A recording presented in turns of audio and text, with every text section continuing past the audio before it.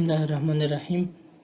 در این ویدیو در رابطه با پروژه فاینال وب صحبت میکنم که پروژه فاینال وب در حقیقت یک کورس منیجمنت سیستم است، وب بیس، و ابتدا صفحه لوگین است که فعلا دو یوزر داره که ادمین است و دیگه منیجر است. میتونن یو از استفاده کنند.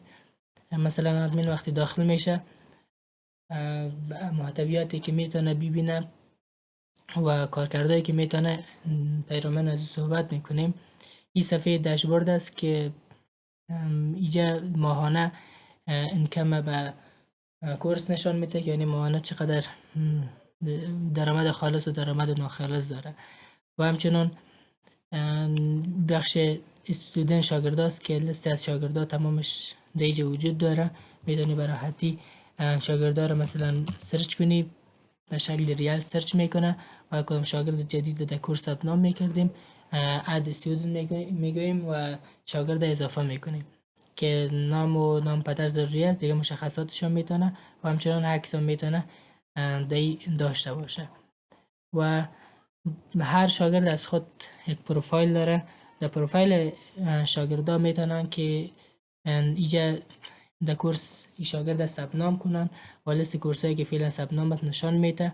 کدام کورس میخواد چنج کنه راحت میتونه چنجش کنه.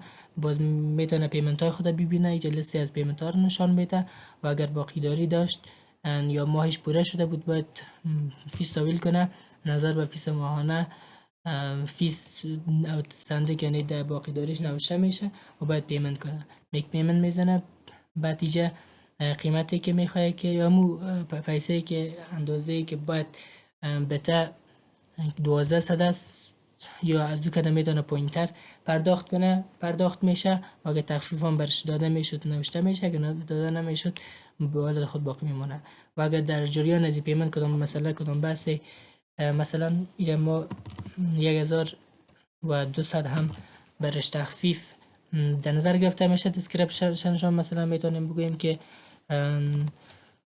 چون از قربا بود برایش تخفیف داده شد. این یک متن میتونیم نوشته کنیم به این معنا که در جریان ازی پرداختیم تو یک مثلا قابل یادآوری است.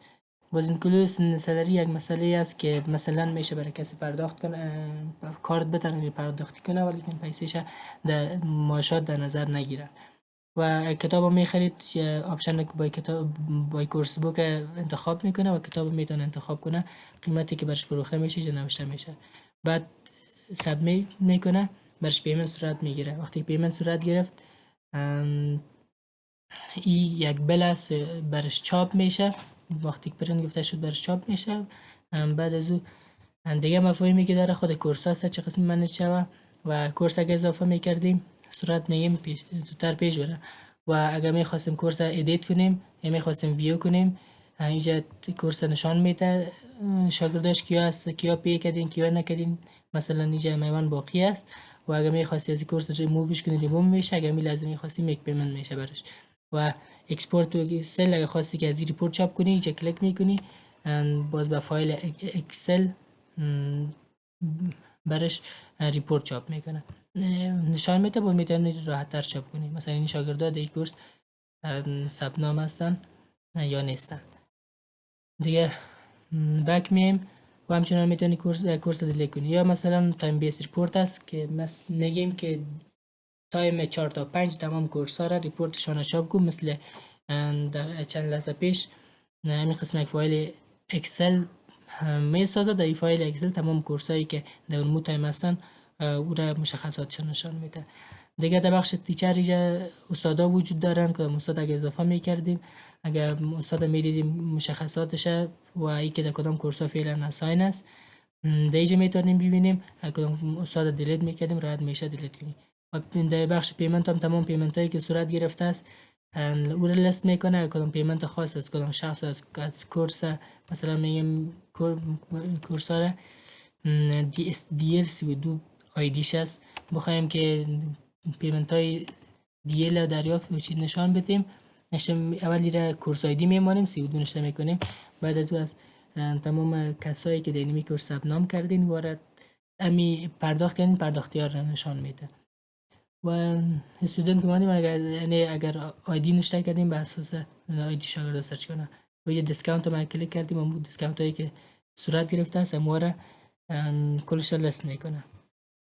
و بخش انرول هم یک جدول است که میتونی به راحتی یک شاگرد چیز سرچ کنی و برش پی کنی اگر پیمنت ضرورت داشت. و در بخش بوک هم میتونی که کدام بوک اد کنی و یعنی تعداد به خاطر فروشش اول ذخیره کنی، بعد از باز کسی خواست از این بوک کتابا بخره باز از استوکشون کم شده میره.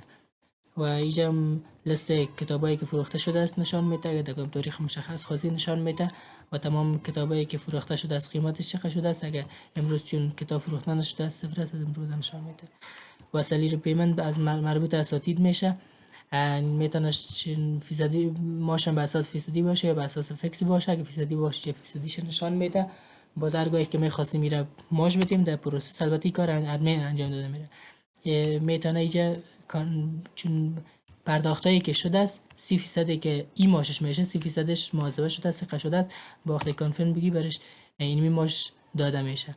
با ودراو در حقیقت یک اکاونت داره، وقتی درست از ماشش برش در اکاونتش ارسال شد باز هر گاهی که میخواست پول برش داده میشد با اینجا از اکاونتش کم میشه. دیگه اینجا کانفیگور میتونی که مشخص کنی که به شکل همین فیصدی باشه ماشش یا به شکل فیکس باشه. فیکس ایره اگر ما فیکس انتخاب کنیم میبینیم که میتونیم فیکس درست کنیم و فیصدی رو. باز اینجا هیستوری میبینیم که تاریخچه پرداختایی که برش شده است، تاریخچه نمو و دروایی که کرده است او را نشان میده. و اینجا ستریت مثلا برای هر کورس اگر فیصدی مختلف ماش میگرفت او تعیین میشه. خود عموم یک کورس منیجمنت سیستم است و بیس باش ما کد سورس کودش از HTML CSS نشان میده براتون.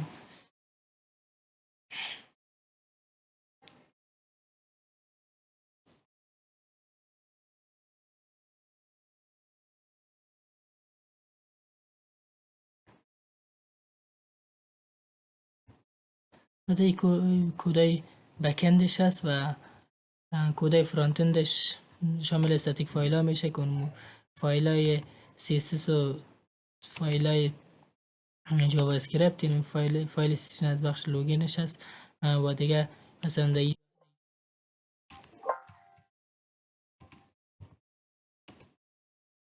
فایلایش مثلا به استودنت دیتیل از خود بعضی دیزاین داشتن در عموم دیزاینش در اینجا نوشته شده است و چون پروژه جنگو است و تمپلیت های اون فایل HTML شون بر هر کدوم به جدا به این شکل در فایل HTML نوشته شده. استودنت از پیمنت ها و از دیگه بخشان مثلا یا داشبورد تمامش درج شده است. السلام علیکم.